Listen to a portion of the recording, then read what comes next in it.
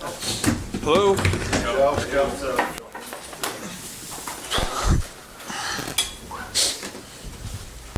How much is playing a complete game offensively something that you guys feel like you need to do? I mean, that's the goal every game. You're striving for perfection. That's the goal every game. It's just based off of kind of like the last couple of games. It seems like you guys haven't had a whole game where you guys have been clicking on all cylinders like you want to be. I wouldn't say that. And we've found ways to win. That's what you got to do in this league. Not every game is going to be perfect. You got to fight through adversity. That's what NFL is all about. Is there anything about this week that feels maybe different than other weeks during the regular season? No, it seems like a dumb question, but is there anything that feels No. a little different? No. I mean, it's the playoffs. Team we've played a lot. Third time this year, so they know us, we know them. May the best team win. Is it good that it doesn't feel like a different week? Is that something that y'all wanted to kind of emphasize as you guys started the postseason? I just think that's, those are the kind of guys we have in the locker room. Those are the kind of coaches we have. We treat every week the same. I think that's why we've won a lot of games, the last couple of years. You said you missed some throws, on Sunday when you went back and watched the film. Was there any particular play that bothered you the most out of when you kind of reviewed it? There were just some routine throws I didn't hit. I would say, 3 or 4 I'd like to have back. When an offense can be as explosive as yours can be, but then when needed, you can be efficient, and go length of the field, multiple plays. You feel unbeatable at that point? Well, it's you feel unbeatable all the time, and then sometimes you get humbled a little bit. That's life in the NFL. You have ups and downs, and it's about how steady you stay through that. And we have guys that really maintain level heads throughout the entire year, no matter what's going on.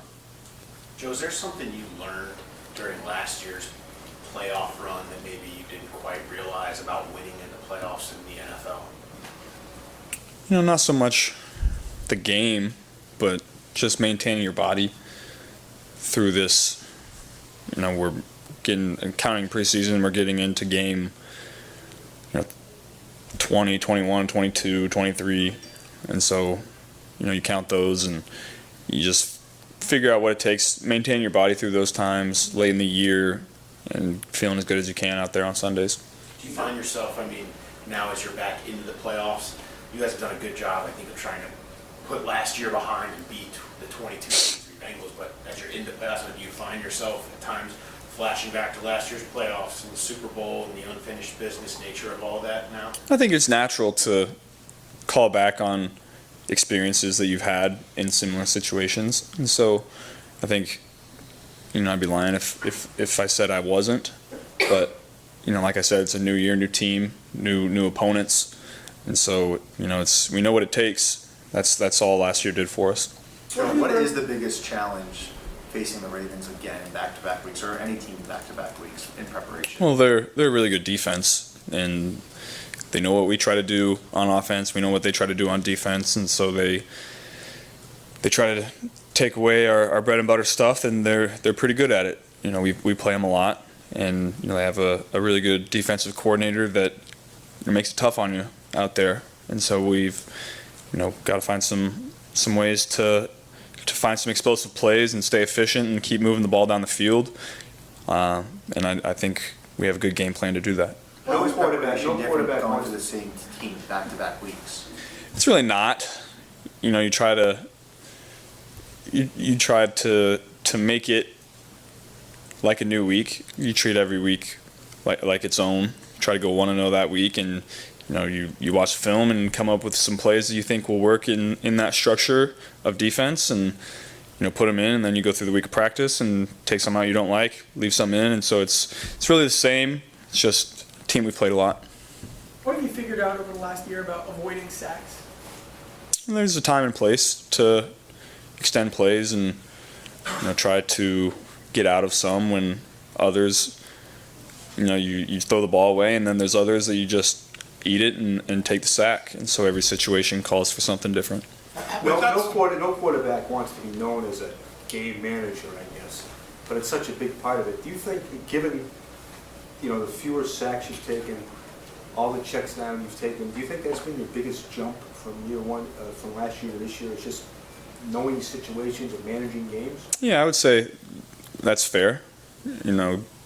Understanding the situation in the game and when you can and can't take certain chances, depending on the score, the defense, how you're moving the ball, how you're running the ball. It all plays into it. And, we pride ourselves on being a very good situational football team. And I think that's why we've won a lot of games. We talk about it a lot. And so I would say, as a overall unit and team, we've taken strides this year in that way. What is an example from maybe you get an example from maybe something from last year and then what this year? That's tough to recall right off the top of my head. What are the biggest differences, Joe, between making adjustments week to week and in-game on the sideline when you're talking the pitch or you're talking? Yeah, well, we've got to the point that we kind of talk throughout the week what a team could do to us that we might not expect, and whether we don't always put in the plays that could beat that throughout the week, but we kind of always have that in the back of our mind that we're going to have to make those adjustments in game because teams play us so differently than we see on tape. And so we have a great coaching staff that knows what they're looking at out there on Sundays and can get us to the right calls and plays very quickly, and that's credit to them. Have you seen any or experienced any situations this year where not only you, but the coaching staff was like, we haven't seen that at all before on film and had to kind of scramble on the run? Can you recall anything like that this year? Tough to recall this year. The one that sticks out in my mind from last year would be the 49ers game.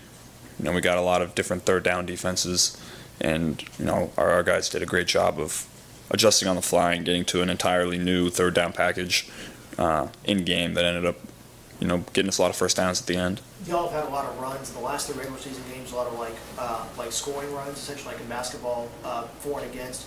Is that a concern at all going in, that kind of the way the points have been scored in those last 3 games for y'all going into the postseason? It's not a concern. Every game works out differently, and that's just how the last couple have worked out. We haven't executed through, we haven't put teams away the last couple weeks, but that's something we've been really good at all year, so it's not a concern for us. Joe, you said on Sunday, one was a great line, the championship window is my whole career. How much of that is just you having confidence in you being able to put teams away if it comes to it when the game's on the line? Well, that's why you prepare, and that's why you practice all week, and I think you have to have that mindset as a quarterback in this league if you want to be really successful. You can't go out there scared in the moment. You have to be a little arrogant to go out there in that moment and make the plays that you need to make. And so that's really something I've thought a lot about, and something that I try to do. Some people might take that as arrogant or overconfident. That's just you. Is that just kind of, you probably don't measure it that way, Joe. That's just, you deliver the line kind of stone-faced, and it's just who you are? Well, I'm really confident in my work, in my preparation, and I'm confident in the guys around me too, and my coaches as well. And so when you have confidence in just about everything that you do, it makes life a lot easier on Sundays. After having that stability and chemistry with the same guys on the offensive line all season, what are the specific challenges of, playing with new guys this late in the season? Yeah, you gotta get walkthrough reps. You gotta get mental reps through communication, seeing different blitzes, certain looks that the guys that were out there had seen. These guys might not have seen. So we have to be really good of communicating on the fly, understanding how they communicate. Ted does a great job of getting everybody on the same page up front, which is, kind of how valuable he is to us. And, as far as me, just making sure I'm very clear with my communication in the huddle and at the line of scrimmage. You played in a lot of playoff games at the high school level, college level, and at the pro level now.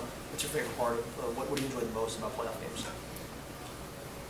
It's do or die. That's where you like to be. In those moments, I feel like is where I kind of make my best plays. Just where I'm comfortable, and these moments are moments that you remember. You don't always remember week 6 games on the road. You remember these playoff games, these home night playoff games, and so we're excited. I know the fans will come out ready to go. That atmosphere on that Monday night game that we didn't unfortunately end up playing, that was the best atmosphere pregame I had ever been a part of. So we're going to need that again on Sunday. Like ever in the NFL or just Ever. like SEC wise ever? Ever. You're now officially the most accurate passer of all time. You go into the off-season as the most accurate passer of all time. First of all, how does that sound? And what does that make you want to, does that inspire you anymore? Or? Well, it sounds pretty good right now, but hopefully I got 10 more years to solidify that. So a lot of throws to be had. That's something I always pride myself in, is my accuracy, and so we're on the right page. Last year, Zach. Go ahead. Did Baltimore leave a bunch of defensive inventory on the shelf? Did they play it pretty vanilla as such, and do you expect, if they did, do you expect the full? Well, they initially they were blitzing a little more than expected in those first 2 quarters, and we had some success against it, and then they kind of started doing what they did in the first game, and so they have a good plan. They always do. I have a lot of respect for the guys on the other side. They always make it really hard on us, so it'll be a challenge. One of those guys is Patrick Queen, who you played with him and you've been against him every year you've been in the league. How much tougher is it now that he has Roquan Smith with him on his side? Yeah, Roquan is a really good player, brings intensity, flies around, makes plays. I got a lot of respect for him as a player. You still don't really remember week 6 road games, but when you guys beat the Saints, you said we know who we are now. Was that Ravens loss the week before that kind of a turning point for you? Like, did anything kind of change from there entering this week? The second half against the Ravens in that first game, we really had a lot of success, and I think that was probably, you can point to a lot of moments throughout the year that kind of turned the tides. That was one of them. We found a lot of success in that second half, and it's carried us on since then. You've spoken a lot this season about the depth and the way the roster's been built. What stands out to you about Duke in the front office and what they've done to build a good team? They've really done an unbelievable job through the draft, free agency, claiming guys, bringing the right kind of guys in.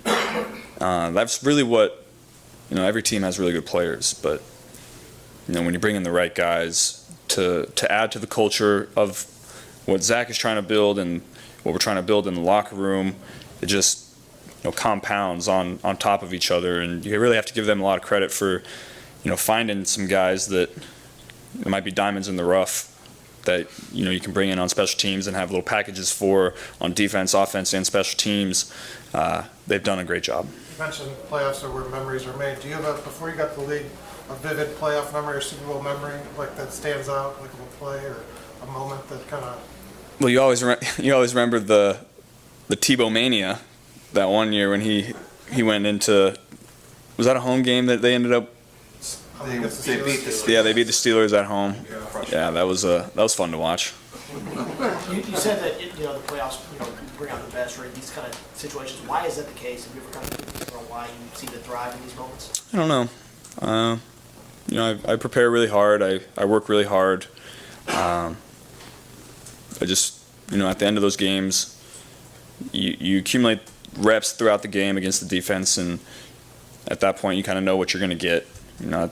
Late in the game, you're not going to get a ton of surprises except maybe a blitz here or there, and so you should be playing your best at the end of the games. Last year, Zach said the goal for the offense was to be more explosive. You guys were obviously able to do that last year, and then this year he said to be even more explosive.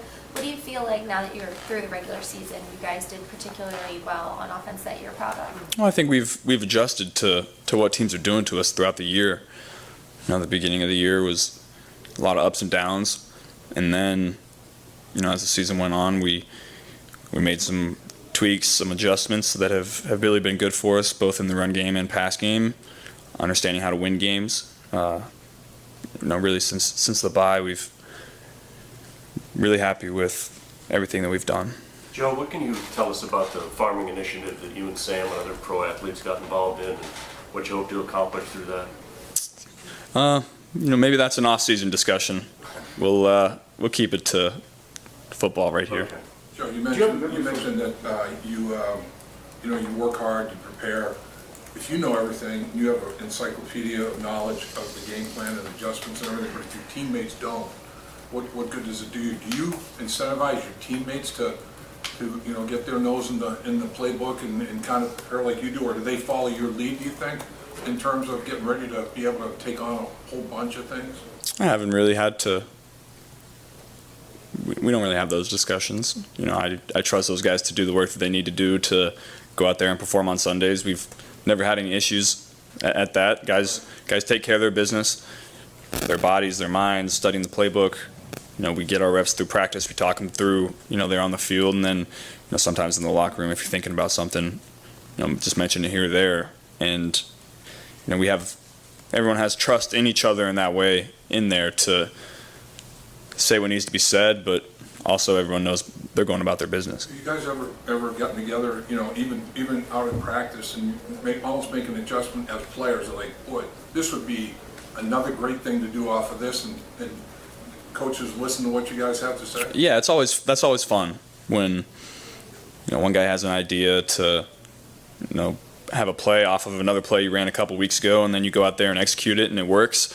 That's what's fun about playing these games and playing these division teams that you play a lot. You can really have compliments off of things you did early in the year.